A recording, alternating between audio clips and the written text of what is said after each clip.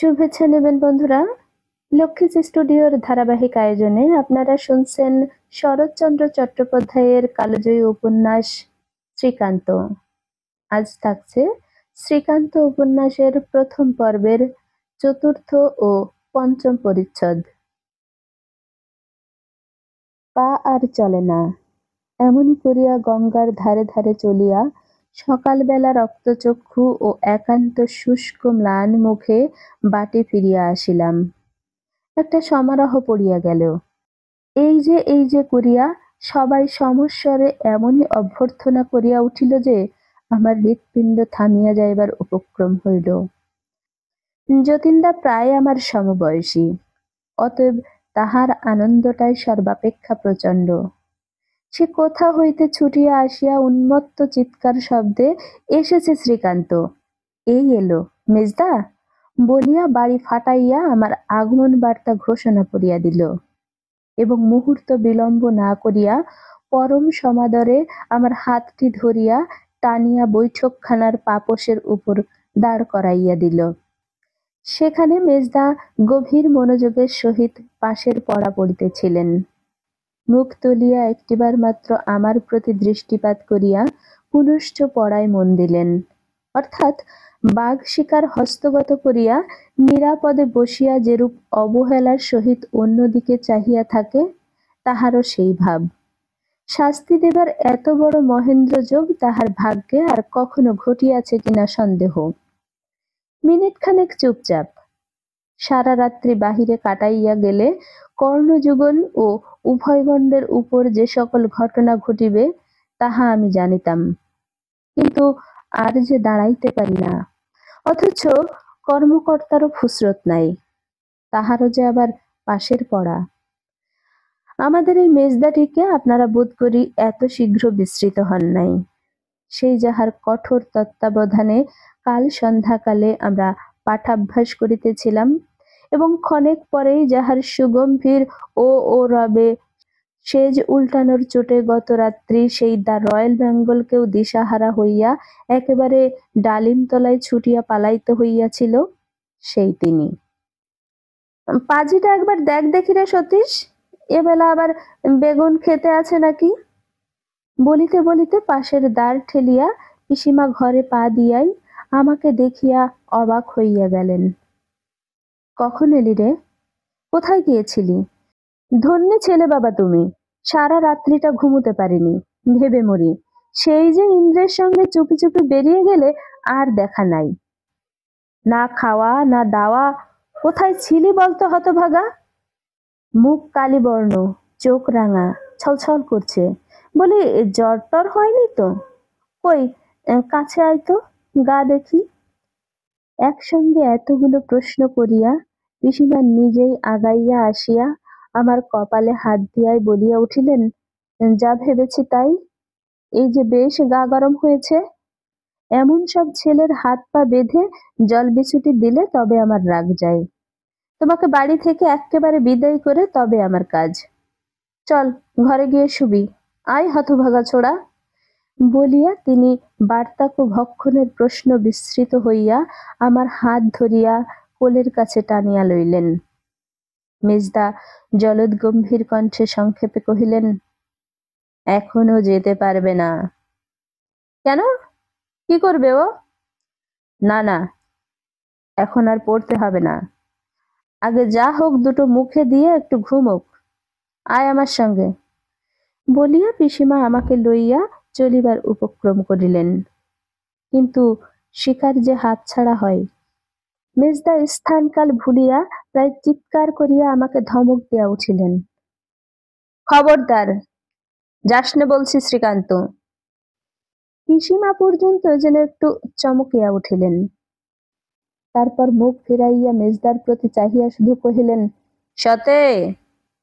পিসিমা অত্যন্ত রাশভারী লোক, বাড়ি শুদ্ধ সবাই তাকে ভয় করিত। মেজদার সে চাহনির সম্মুখে ভয়ে একেবারে জড়সড় হইয়া উঠিল। আবার পাশের ঘরেই বরদা বসেন, কথাটা তার কানে গেলে আর রক্ষা থাকিত না।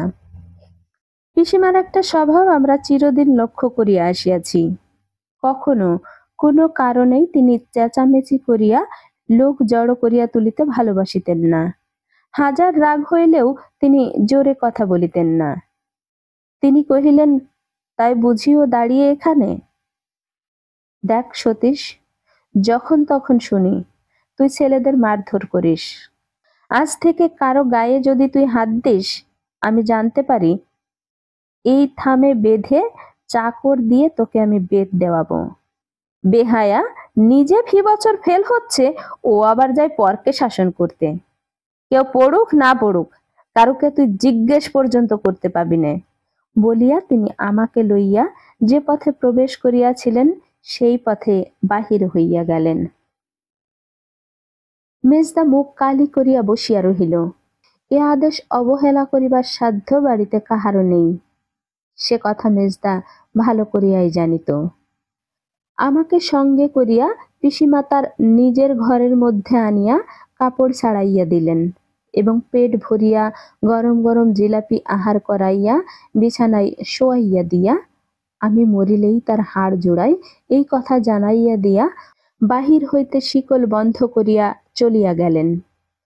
মিনিট পাঁচেক পরেই খুট করিয়া সাবধানে শিকল খুলিয়া ছোটদা হাঁপাইতে হাঁপাইতে আসিয়া আমার বিছানার উপর উপুড় হইয়া পড়িল। আনন্দের আতিশয্যে প্রথমটা সে কথা কহিতেই পারিল না। একটুখানি দম লইয়া ফিসফিস করিয়া কহিল, মেজদাকে মা কি হুকুম দিয়েছে জানিস?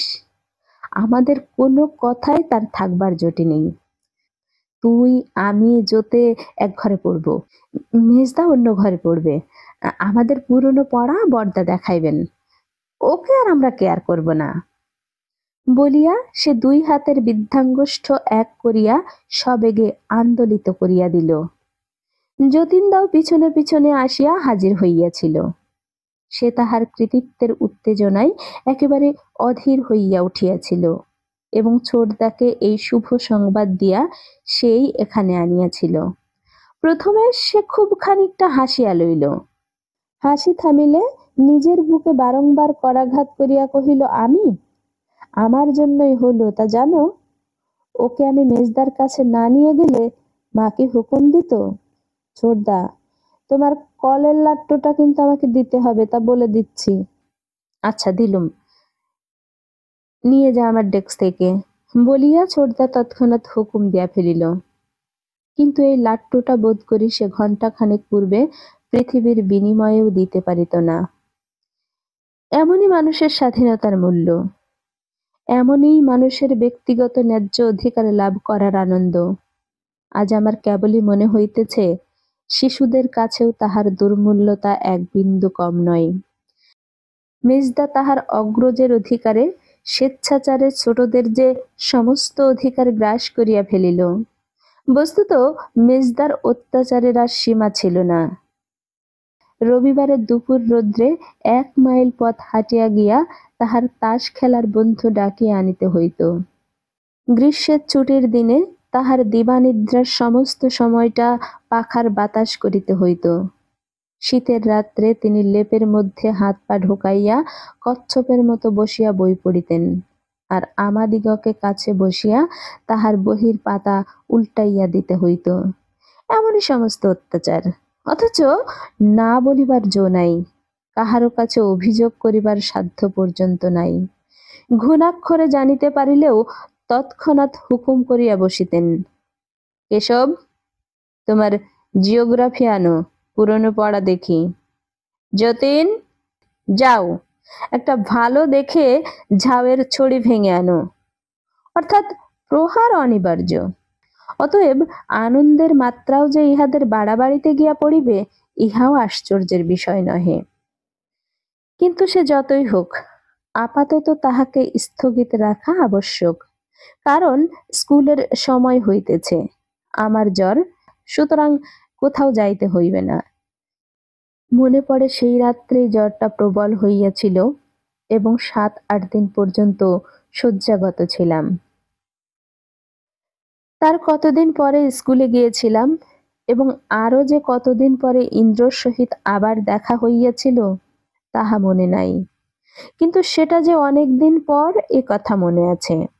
সেদিন শনিবার, স্কুল হইতে সকাল সকাল ফিরিয়াছি, গঙ্গার জল মরিতে শুরু করিয়াছে।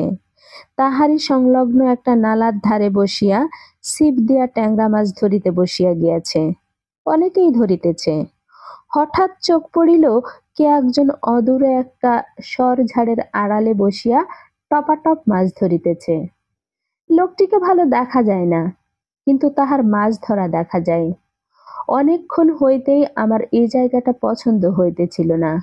মনে করিলাম উহারই পাশে গিয়া বসি। ছিপ হাতে করিয়া একটুখানি ঘুরিয়া দাঁড়াইবা মাত্র সে কহিল, আমার ডান দিকে বস। ভালো আছিস তো রে শ্রীকান্ত? বুকের ভিতরটা ধক করিয়া উঠিল। তখনও তাহার মুখ দেখিতে পাই নাই, কিন্তু বুঝিলাম এ ইন্দ্র। দেহের ভিতর দিয়া বিদ্যুতের তীব্র প্রবাহ বহিয়া গেলে যে যেখানে আছে এক মুহূর্তে যেমন সজাগ হইয়া ওঠে, ইহার কণ্ঠস্বরেও আমার সেই দশা হইল। চক্ষের পলকে সর্বাঙ্গের রক্ত চঞ্চল উদ্দাম হইয়া বুকের উপর আছাড় খাইয়া পড়িতে লাগিল। কোনো মতেই মুখ দিয়া একটা জবাব বাহির হইল না। এই কথাগুলি লিখিলাম বটে, কিন্তু জিনিসটা ভাষায় ব্যক্ত করিয়া পরকে বুঝানো শুধুই যে অত্যন্ত কঠিন তা নয়, বোধ করি বা অসাধ্য। কারণ বলিতে গেলে এই সমস্ত বহু ব্যবহৃত মামুলি বাক্যরাশি, যেমন বুকের রক্ত তোলপাড় করা, উদ্দাম চঞ্চল হইয়া আছাড় খাইয়া তড়িৎ প্রবাহ বহিয়া যাওয়া, এই সব ছাড়া তো আর পথ নাই। কিন্তু কতটুকু ইহাতে বুঝাইল? যে জানে না তাহার কাছে আমার মনের কথা কতটুকু প্রকাশ পাইল? আমি বা কি করিয়া তাহাকে জানাইব, এবং সেই বা কি করিয়া তাহা জানিবে, যে নিজের জীবনে একটি দিনের তরে অনুভব করে নাই, যাহাকে প্রতিনিয়ত স্মরণ করিয়াছি, কামনা করিয়াছি, আকাঙ্ক্ষা করিয়াছি, অথচ পাছে কোথাও কোনরূপ দেখা হইয়া পড়ে এই ভয়েও অহরহ কাটা হইয়া আছি। সে এমনই অকস্মাৎ, এতই অভাবনীয় রূপে আমার চোখের উপর থাকিয়া আমাকে পার্শ্বে আসিয়া বসিতে অনুরোধ করিল। পাশে গিয়াও বসিলাম, কিন্তু তখনও কথা কহিতে পারিলাম না।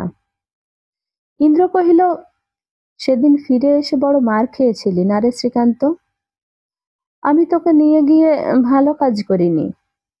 আমার সেজন্য রোজ বড় দুঃখ হয়। আমি মাথা নাড়িয়া জানাইলাম, মার খাই নাই। ইন্দ্র খুশি হইয়া কহিল, খাসনি? দেখ রে শ্রীকান্ত, তুই চলে গেলে আমি মা কালীকে অনেক ডেকেছিলুম যেন তোকে না মারে। কালী ঠাকুর বড় জাগ্রত দেবতা রে, মন নিয়ে ডাকলে কখনো কেউ মারতে পারে না। মা এসে তাদের এমনই ভুলিয়ে দেন যে কেউ কিছু করতে পারে না। বলিয়া সে ছিপটা রাখিয়া দুই হাত জোড় করিয়া কপালে ঠেকাইয়া বোধ করি তাকে মনে মনে প্রণাম করিল। বড়শিতে একটা টোপ দিয়া সেটা জলে ফেলিয়া বলিল, আমি তো ভাবিনি তোর জ্বর হবে, তাহলে সেও হতে দিতুম না। আমি আস্তে আস্তে প্রশ্ন করিলাম, কি করতে তুমি? ইন্দ্র কহিল, কিছুই না, শুধু জবা ফুল তুলে এনে মা কালীর পায়ে দিতুম। উনি জবা ফুল বড় ভালোবাসেন, যে যা বলে দেয় তাই হয়, এ তো সবাই জানে, তুই জানিস না?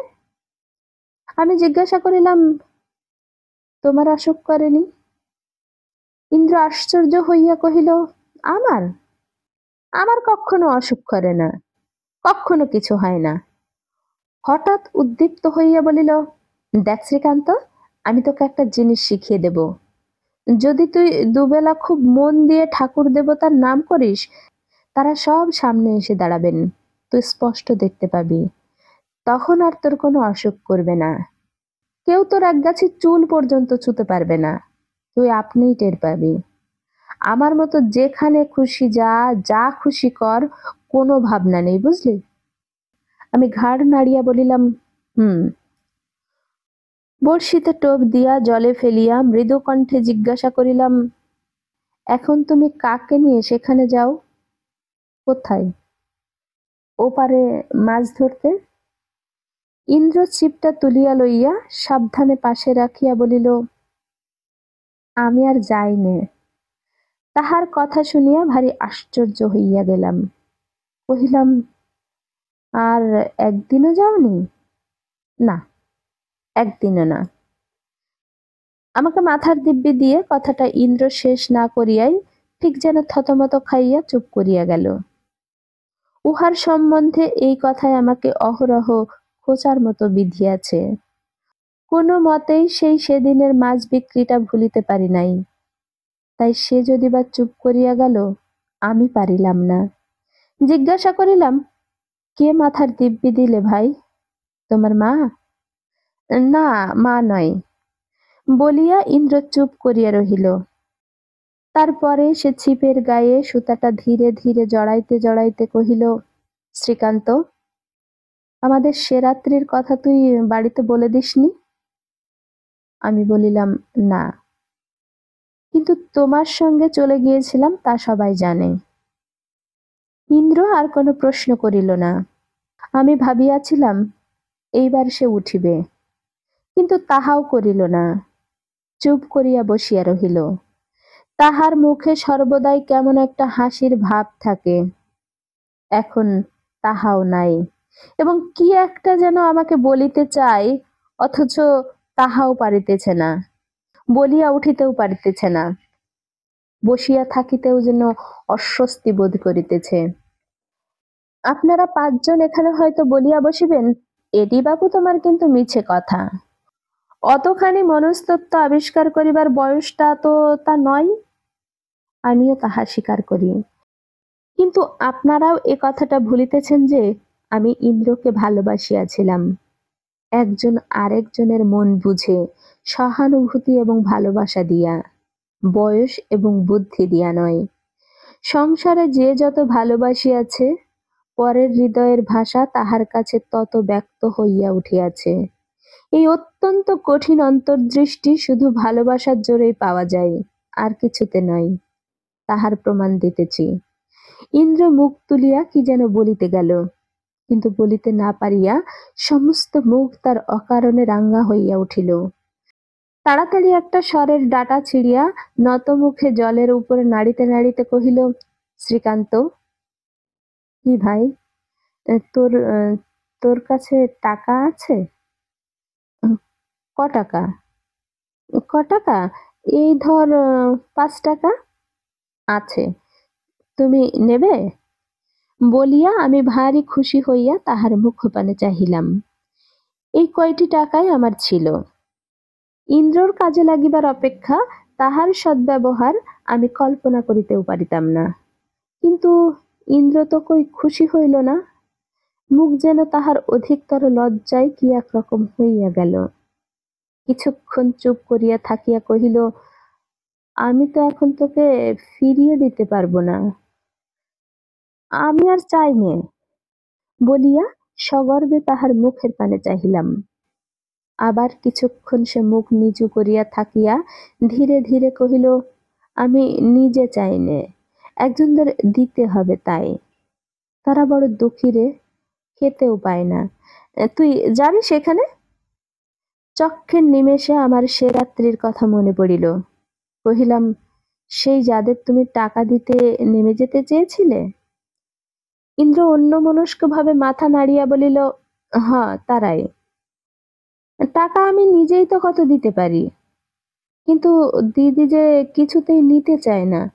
তোকে একটিবার যেতে হবে শ্রীকান্ত, নইলে এ টাকাটাও নেবে না।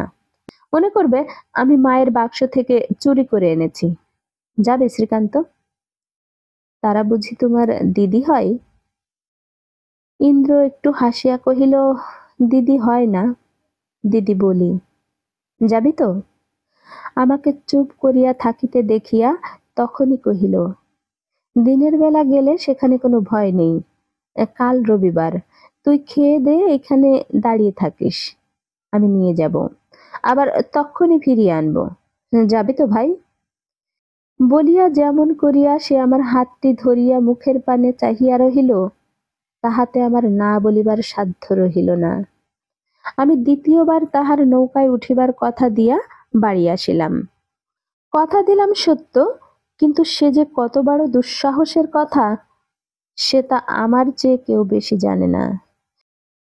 বিকেল বেলাটা মন ভারী হইয়া রহিল, এবং রাত্রে ঘুমের ঘোরে প্রগাঢ় অশান্তির ভাব সর্বাঙ্গে বিচরণ করিয়া ফিরিতে লাগিল। ভোরবেলা উঠিয়া সর্বাগ্রে ইহাই মনে পড়িল, আজ যেখানে যাইব বলিয়া প্রতিশ্রুত হইয়াছি, সেখানে যাইলে কোনো মতেই আমার ভালো হইবে না। কোন সূত্রে কেহ জানিতে পারিলে ফিরিয়া আসিয়া যে শাস্তি ভোগ করিতে হইবে, মেজদার জন্যও ছোটদা বোধ করি সে শাস্তি কামনা করিতে পারিত না। অবশেষে খাওয়া দাওয়া শেষ হইলে টাকা 5টি লুকাইয়া নিঃশব্দে যখন বাহির হইয়া পড়িলাম, তখন এমন কথাও অনেকবার মনে হইল, কাজ নাই গিয়া নাই বা কথা রাখিলাম, এমনই বা তাহাতে কি আসে যাই। যথাস্থানে উপস্থিত হইয়া দেখিলাম, সরঝাড়ের নিচে সেই ছোট্ট নৌকাটির উপর ইন্দ্র উদ্গ্রীব হইয়া অপেক্ষা করিয়া আছে। চোখাচোখি হইবা মাত্র সে এমন করিয়া হাসিয়া আহ্বান করিল যে না যাওয়ার কথা মুখে আনিতেও পারিলাম না। সাবধানে ধীরে ধীরে নামিয়া নিঃশব্দে নৌকাটিতে চড়িয়া বসিলাম। ইন্দ্র নৌকা ছাড়িয়া দিল। আজ মনে ভাবি, আমার বহু জন্মের সুকৃতির ফল যে সেদিন ভয়ে পিছাইয়া আসি নাই। সেদিনটিকে উপলক্ষ করিয়া যে জিনিসটা দেখিয়া লইয়াছিলাম, সারা জীবনের মধ্যে পৃথিবী ঘুরিয়া বেড়াইয়াও তেমন কয়জনের ভাগ্যে ঘটে? আমিই বা তাহার মতো আর কোথায় দেখিতে পাইলাম? জীবনে এমন সব শুভ মুহূর্ত অনেকবার আসে না। একবার যদি আসে, সে সমস্ত চেতনার উপর এমন গভীর একটা ছাপ মারিয়া দিয়া যায় যে সেই ছাঁচেই সমস্ত পরবর্তী জীবন গড়িয়া উঠিতে থাকে। আমার তাই বোধ হয়, স্ত্রীলোককে কখনো আমি ছোট করিয়া দেখিতে পারিলাম না। বুদ্ধি দিয়া যতই কেন না তর্ক করি, সংসারে পিশাচে কি নাই? নাই যদি, তবে পথে ঘাটে এত পাপের মূর্তি দেখি কাহাদের? সবাই যদি সেই ইন্দ্রের দিদি, তবে এত প্রকার দুঃখের স্রোত বহাইতেছে কাহারা? তবুও কেমন করিয়া যেন মনে হয়, এ সকল তাহাদের শুদ্ধ বাহ্য আবরণ। যখন খুশি ফেলিয়া দিয়া ঠিক তার মতোই সতীর আসনের উপর অনায়াসে গিয়া বসিতে পারে। বন্ধুরা বলেন, ইহা আমার একটি অতি জঘন্য শোচনীয় ভ্রম মাত্র। আমি তাহারও প্রতিবাদ করি না, শুধু বলি, ইহা আমার যুক্তি নয়, আমার সংস্কার। সংস্কারের মূলে যিনি, জানি না সেই পুণ্যবতী আজও বাঁচিয়া আছেন কিনা। থাকিলেও কোথায় কিভাবে আছেন তাহার নির্দেশ মতো কখনো কোনো সংবাদ লইবার চেষ্টাও করি নাই। কিন্তু কত যে মনে মনে তাকে প্রণাম করিয়াছি, তাহা যিনি সব জানিতে পারেন, তিনিই জানেন। শ্মশানের সেই সংকীর্ণ ঘাটের পাশে বটবৃক্ষমূলে ডিঙি বাঁধিয়া যখন দুজনে রওনা হইলাম, তখনও অনেক বেলা ছিল। কিছু দূর গিয়া ডান দিকে বনের ভেতর ঠাহর করিয়া দেখায় একটা পথের মতো দেখা গেল।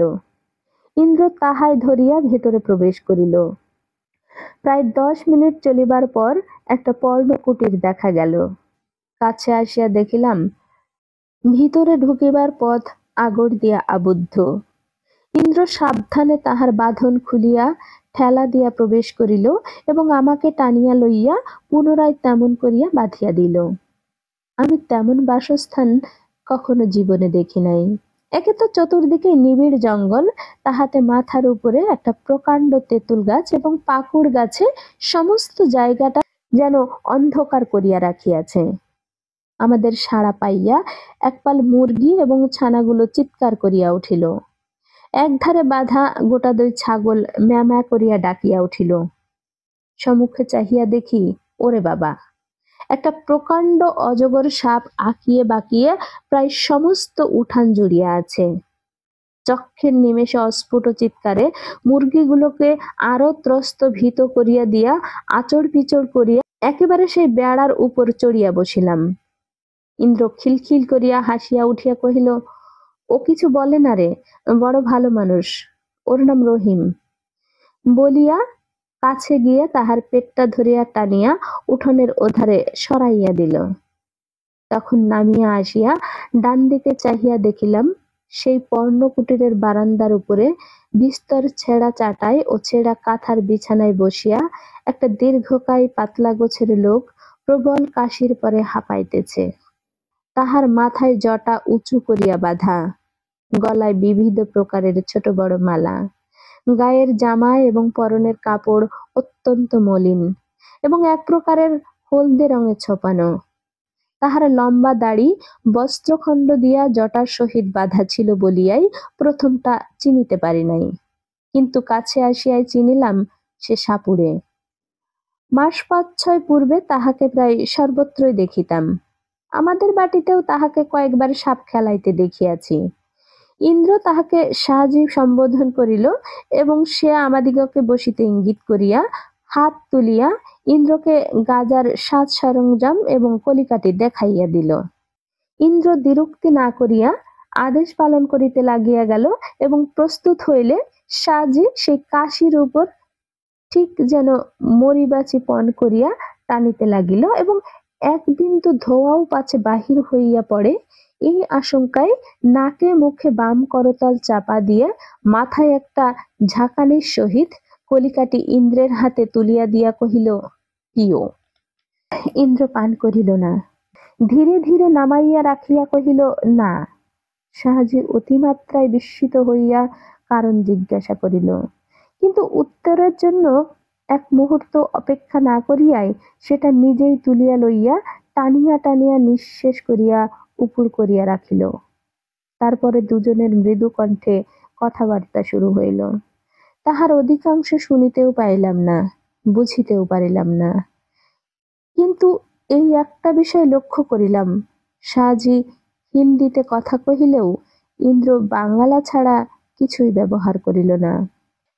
সাহাজের কণ্ঠস্বর ক্রমেই উত্তপ্ত হইয়া উঠিতেছিল এবং দেখিতে দেখিতে তাহা উন্মত্ত চিৎকারে পরিণত হইল। কাহাকে উদ্দেশ্য করিয়া সে যে এরূপ অকথ্য অশ্রাব্য গালিগালাজ উচ্চারণ করিতে লাগিল তাহা তখন বুঝিলে ইন্দ্র সহ্য করিয়াছিল বটে, কিন্তু আমি করিতাম না।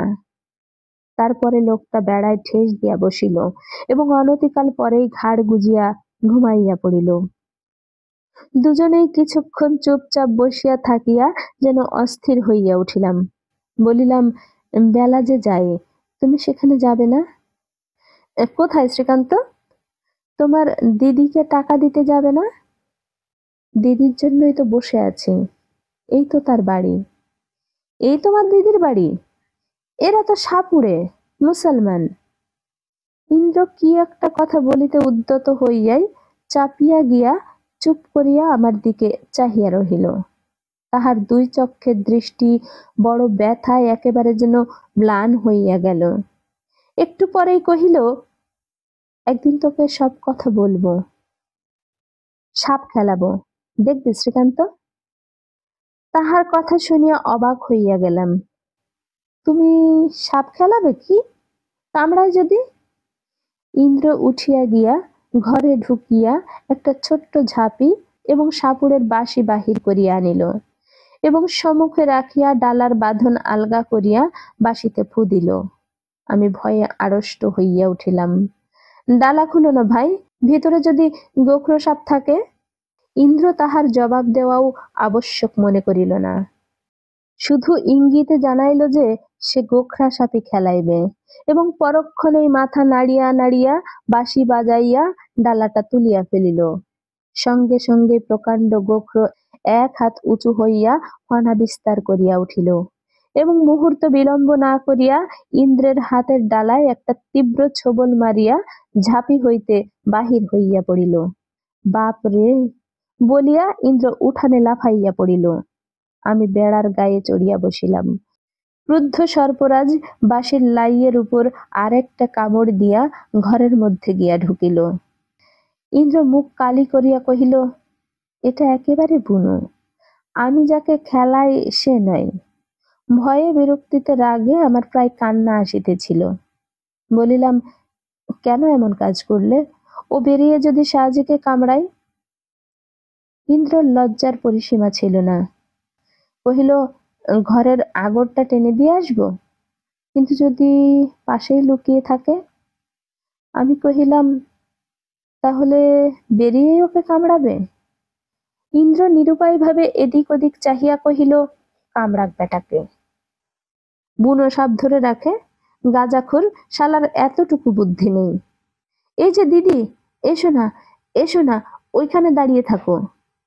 আমি ঘাড় ফিরাইয়া ইন্দ্রর দিদিকে দেখিলাম, যেন ভস্মাচ্ছাদিত বহ্নি, যেন যুগ যুগান্তর ব্যাপী কঠোর তপস্যা সাঙ্গ করিয়া তিনি এইমাত্র আসন হইতে উঠিয়া আসিলেন।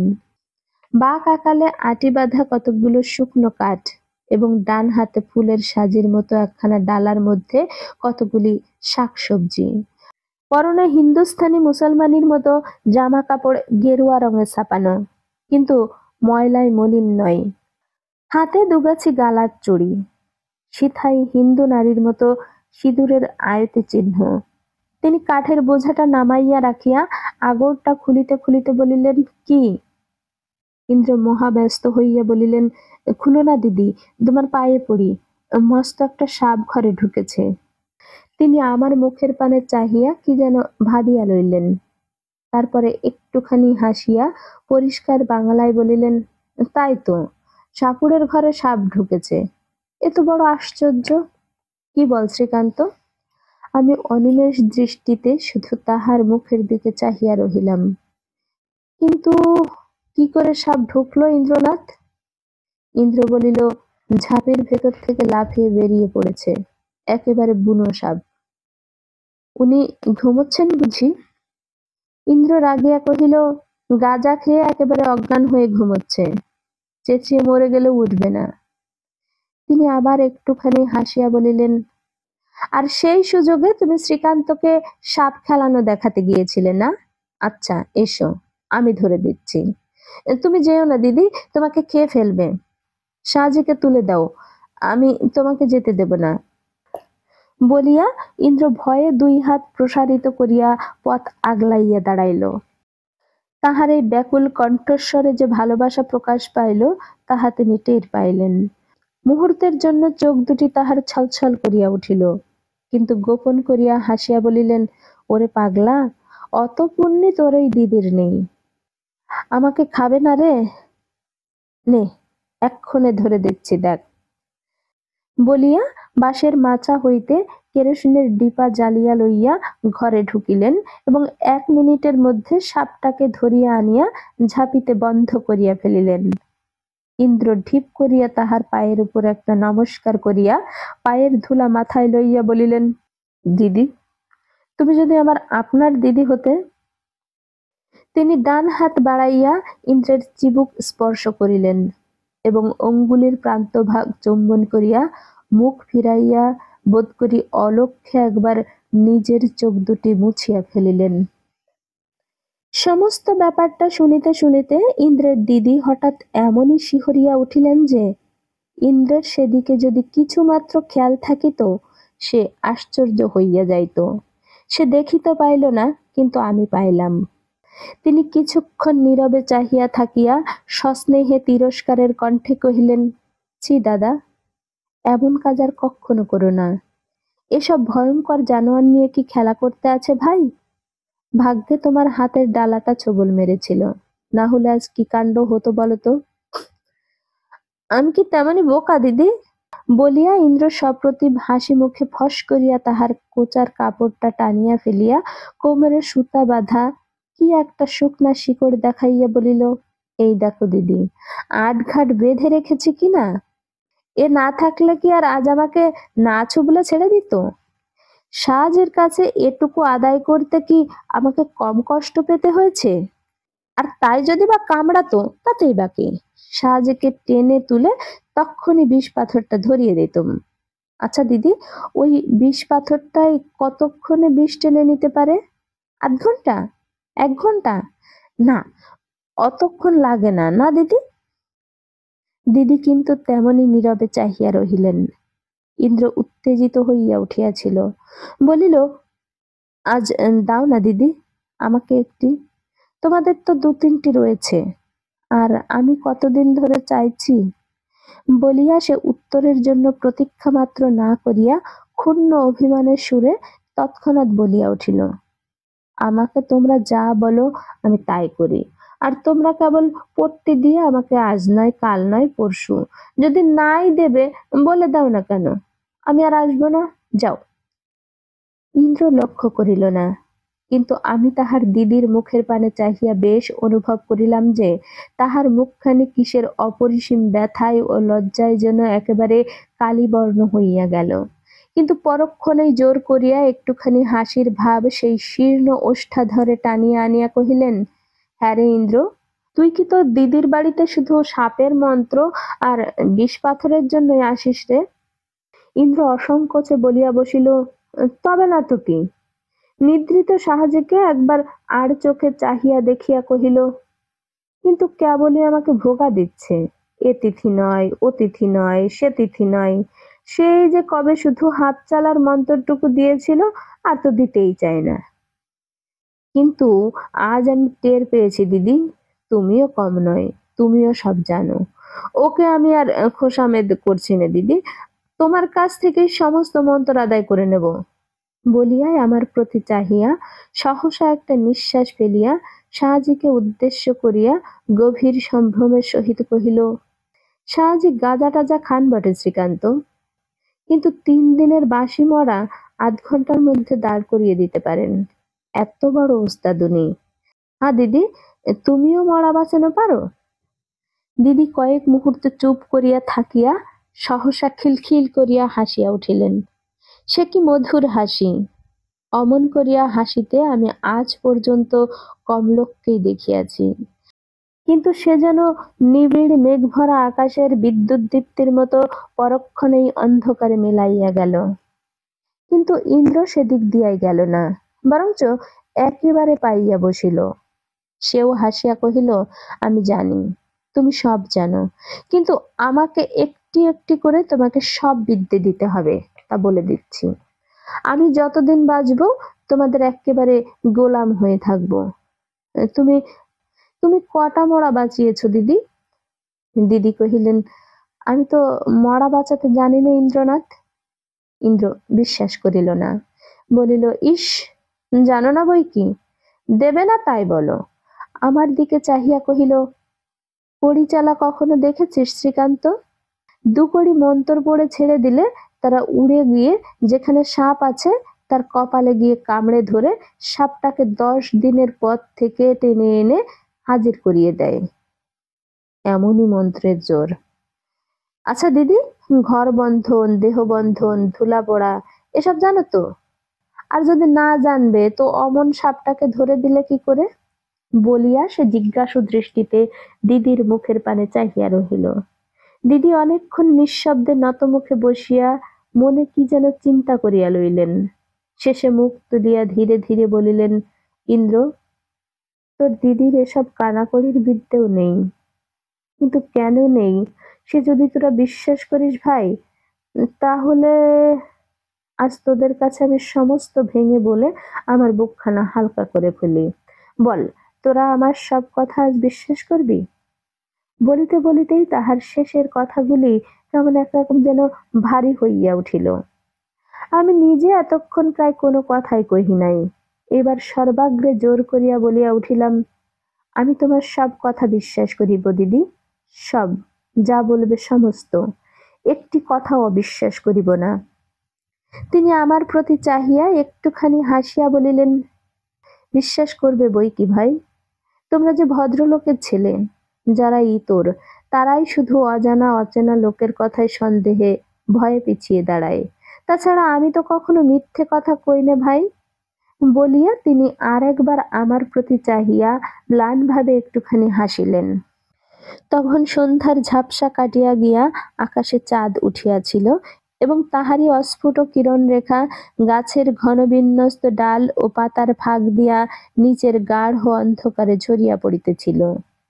কয়েক মুহূর্তে নীরব থাকিয়া দিদি হঠাৎ বলিয়া উঠিলেন, ইন্দ্রনাথ, মনে করেছিলুম আজই আমার সমস্ত কথা তোমাদের জানিয়ে দেব, কিন্তু ভেবে দেখছি এখনো সে সময় আসেনি। আমার এই কথাটুকু আজ শুধু বিশ্বাস করো ভাই, আমাদের আগাগোড়া সমস্তই ফাঁকি। আর তুমি মিথ্যা আশা নিয়ে সাজির পেছনে পেছনে ঘুরে বেরিও না। আমরা মন্ত্রতন্ত্র কিছুই জানি না, মরাও বাঁচাতে পারিনে, কড়ি চেলে সাপ ধরে আনতেও পারিনে। আর কেউ পারে কিনা জানি নে, কিন্তু আমাদের কোনো ক্ষমতাই নেই। কি জানি কেন আমি এই অত্যল্প কালের পরিচয়েই তাহার প্রত্যেক কথাটি অসংশয়ে বিশ্বাস করিলাম, কিন্তু এতদিনের ঘনিষ্ঠ পরিচয়েও ইন্দ্র পারিল না। সে ক্রুদ্ধ হইয়া কহিল, যদি পারো না তবে সাপ ধরিলে কি করে? দিদি বলিলেন, ওটা শুধু হাতের কৌশল ইন্দ্র, কোনো মন্ত্রের জোরে নয়। সাপের মন্ত্র আমরা জানি নে। ইন্দ্র বলিল, যদি জানো না তবে তোমরা দুজন জোচ্চুরি করে ঠকিয়ে আমার কাছ থেকে এত টাকা নিয়েছো কেন? দিদি তৎক্ষণাৎ জবাব দিতে পারিলেন না, বোধ করিবা নিজেকে একটুখানি সামলাইয়া লইতে লাগিলেন। ইন্দ্র পুনরায় কর্কশ কণ্ঠে কহিল, ঠক জোচ্চোর সব। আচ্ছা, আমি দেখাচ্ছি তোমাদের মজা। অদূরেই একটা কেরোসিনের ডিপো জ্বলিতেছিল। আমি তাহারই আলোকে দেখিতে পাইলাম দিদির মুখখানি একেবারে যেন মরার মতো সাদা হইয়া গেল। সভয়ে সসংকোচে বলিলেন, আমরা যে সাপুড়ে ভাই, ঠকানোই যে আমাদের ব্যবসা। ব্যবসা বার করে দিচ্ছি, চল রে শ্রীকান্ত, জোচ্চোর শালাদের ছায়া মারাতে নেই, হারামজাদা বজ্জাত বেটারা। বলিয়া ইন্দ্র সহসা আমার হাত ধরিয়া সজোরে একটা টান দিয়া খাড়া হইয়া উঠিল এবং মুহূর্ত বিলম্ব না করিয়া আমাকে টানিয়া লইয়া চলিল।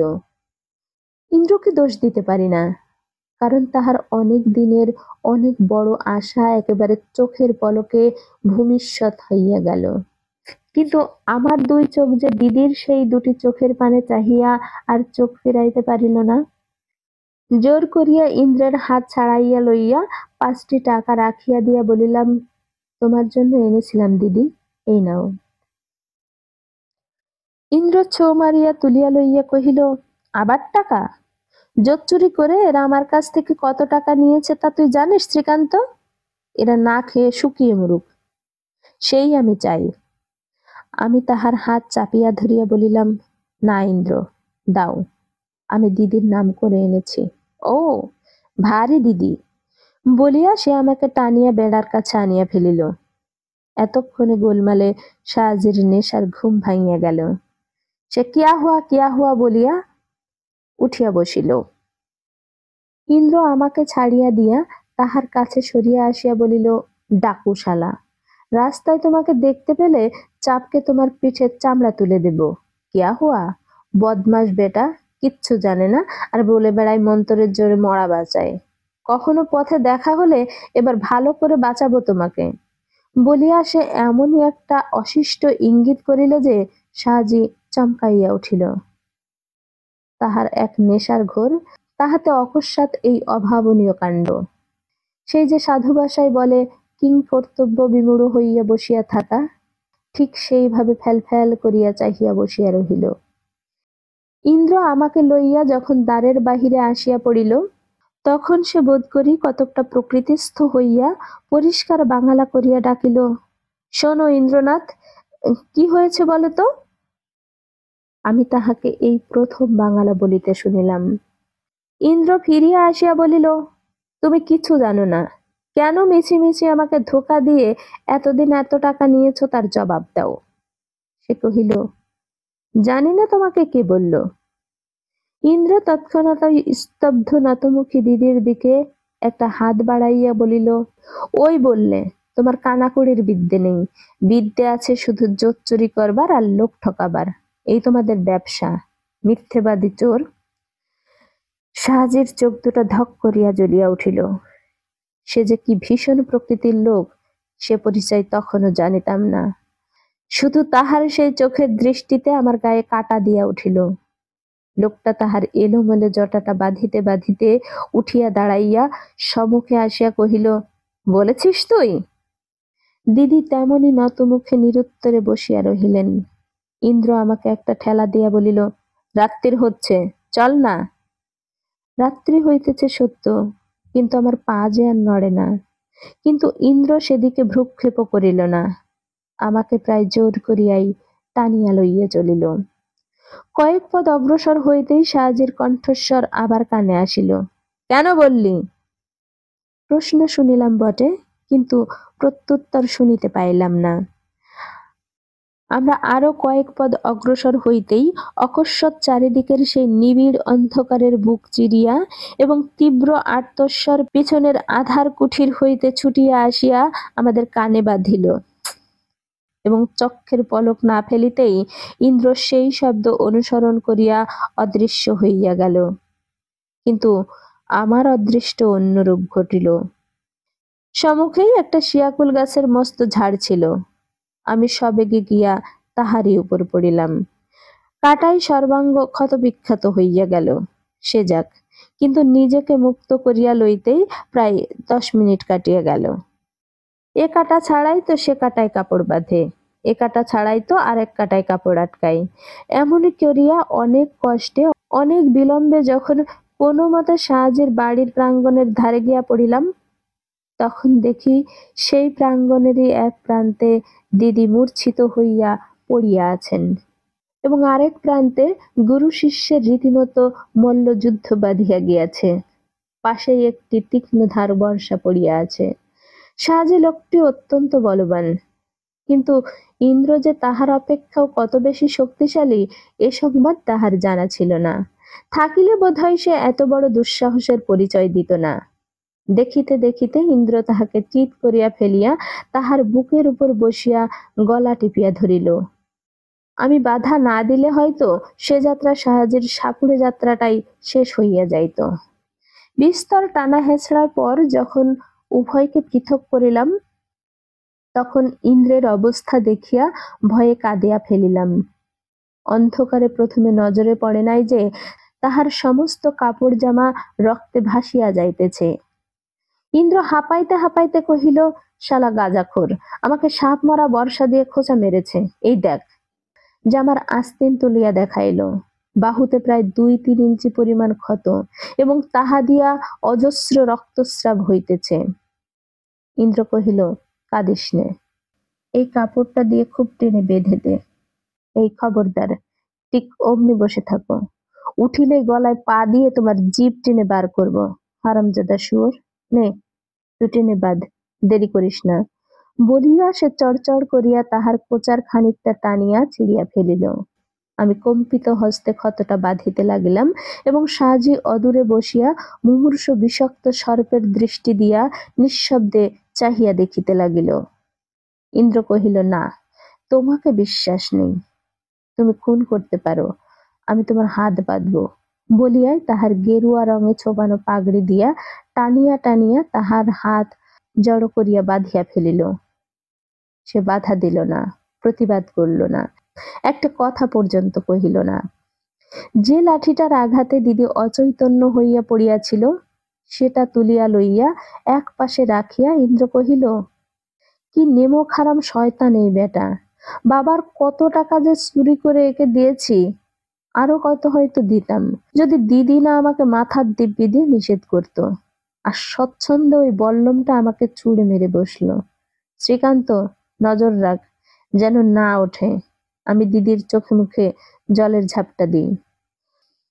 জলের ঝাপটা দিয়ে বাতাস করিতে করিতে কহিল, যেদিন থেকে দিদি বললে, ইন্দ্রনাথ, তোমার রোজগারের টাকা হলে নিতাম, কিন্তু এ নিয়ে আমাদের ইহকাল পরকাল মাটি করব না, সেই দিন থেকে ওই শয়তান বেটা দিদিকে কতবার মেরেছে তার হিসেব নিকেশ নেই। তবু দিদি ওকে কাঠ কুড়িয়ে ঘুটে বেচে খাওয়াচ্ছে, গাজার পয়সা দিচ্ছে, তবুও কিছুতে ওর হয় না। কিন্তু আমি ওকে পুলিশে দিয়ে তবে ছাড়বো, না হলে দিদিকে ও খুন করে ফেলবে, ও খুন করতে পারে। আমার মনে হইল লোকটা যেন এই কথায় শিহরিয়া মুখ তুলিয়া চাহিয়াই তৎক্ষণাৎ মুখখানা নত করিয়া ফেলিল। সে একটি নিমেষ মাত্র, কিন্তু অপরাধীর নিবিড় আশঙ্কা তাতে এমনই পরিস্ফুট হইতে দেখিয়াছিলাম যে আমি আজও তাহার তখনকার সেই চেহারাটা স্পষ্ট মনে করিতে পারি। আমি বেশ জানি, এই যে কাহিনী আজ লিপিবদ্ধ করিলাম, তাহাকে সত্য বলিয়া গ্রহণ করিতে লোকে দ্বিধা তো করিবেই, পরন্তু উদ্ভট কল্পনা বলিয়া উপহাস করিতে হয়তো ইতস্তত করিবে না। তথাপি এতটা জানিয়াও যে লিখিলাম, ইহাই অভিজ্ঞতার সত্যকার মূল্য।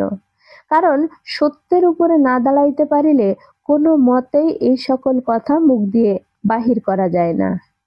প্রতি পদেই ভয় হইতে থাকে, লোকে হাসিয়া উড়াইয়া দেবে। জগতে বাস্তব ঘটনা যে কল্পনাকেও বহুদূর অতিক্রম করিয়া যায়, এ কৈফিয়ত নিজের কোনো জোরই দেয় না, বরঞ্চ হাতের কলমটাকে প্রতি হাতেই টানিয়া টানিয়া ধরিতে থাকে। যাক সে কথা। দিদি যখন চোখ চাহিয়া উঠিয়া বসিলেন, তখন রাত্রি বোধ করি দ্বিপ্রহর। তাহার বিহবল ভাবটা ঘুচাইতে আরো ঘণ্টা খানেক কাটিয়া গেল। তারপরে আমার মুখে সমস্ত বিবরণ শুনিয়া ধীরে ধীরে উঠিয়া গিয়া সাহায্যের বন্ধন মুক্ত করিয়া দিয়া বলিলেন, যাও সৌগে। লোকটা ঘরে চলিয়া গেলে তিনি ইন্দ্রকে কাছে ডাকিয়া তাহার ডান হাতটা নিজের মাথার উপর টানিয়া লইয়া বলিলেন, ইন্দ্র, এই আমার মাথায় হাত দিয়ে শপথ কর ভাই, আর কখনো এ বাড়িতে আসিস নে। আমার যা হবার হোক, তুই আর আমাদের কোনো সংবাদ রাখিস নে। ইন্দ্র প্রথমটা অবাক হইয়া রহিল, কিন্তু পরক্ষণেই আগুনের মতো জ্বলিয়া উঠিয়া বলিল, তা বটে, এমন না হলে কলিকাল বলছো কেন? কিন্তু কি নেমো খারাম তোমরা দুজন। আয় শ্রীকান্ত, আর না। একটি অভিযোগেরও প্রতিবাদ করিলেন না। কেন যে করিলেন না, তাহা পরে যত বেশি বুঝিয়া থাকি না কেন, তখন বুঝি নাই। তথাপি আমি অলক্ষ্যে নিঃশব্দে সেই টাকা 5টি খুঁটির কাছে রাখিয়া দিয়া ইন্দ্র প্রাঙ্গণের বাহিরে আসিয়া চেঁচাইয়া বলিল, হিন্দুর মেয়ে হয়ে যে মুসলমানের সঙ্গে বেরিয়ে আসে, তার আবার ধর্মকর্ম, চুলোই যাও। আমি আর খোঁজ করব না, খবরও নেব না, হারামজাদা নচ্ছার। বলিয়া দ্রুতপদে বনপথ অতিক্রম করিয়া চলিয়া গেল। দুজনে নৌকায় আসিয়া বসিলে ইন্দ্র নিঃশব্দে বাহিতে লাগিল এবং মাঝে মাঝে হাত তুলিয়া চোখ মুছিতে লাগিল। সে যে কাঁদিতেছে তাহা স্পষ্ট বুঝিয়া আর কোনো প্রশ্ন করিলাম না। শ্মশানের সেই পথ দিয়াই ফিরিয়া আসিলাম এবং সেই পথ দিয়াই এখনো চলিয়াছি, কিন্তু কেন জানি না আজ আমার ভয়ে কথাও মনে আসিল না। বোধ করি মন আমার এমন বিহ্বল আচ্ছন্ন হইয়াছিল যে এত রাত্রে কেমন করিয়া বাড়ি ঢুকিব এবং ঢুকিলেও যে কি দশা হইবে সে চিন্তাও মনে স্থান পাইল না। প্রায় শেষ রাত্রে নৌকা আসিয়া ঘাটে লাগিল। আমাকে নামাইয়া দিয়া ইন্দ্র কহিল, বাড়ি যা শ্রীকান্ত, তুই বড় অপয়া, তোকে সঙ্গে নিলেই একটা না একটা ফ্যাসাদ বাঁধে। আজ থেকে তোকে আর আমি কোনো কাজে ডাকবো না, তুইও আর আমার সামনে আসিস নে, যা। বলিয়া সে গভীর জলে নৌকা ঠেলিয়া দিয়া দেখিতে দেখিতে বাঁকের মুখে অদৃশ্য হইয়া গেল। আমি বিস্মিত, ব্যথিত, স্তব্ধ হইয়া নির্জন নদী তীরে একাকী দাঁড়াইয়া রহিলাম।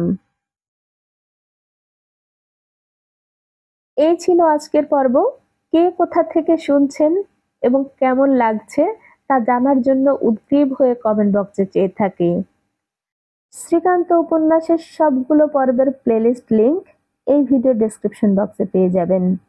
এতক্ষণ সাথে থাকার জন্য ধন্যবাদ।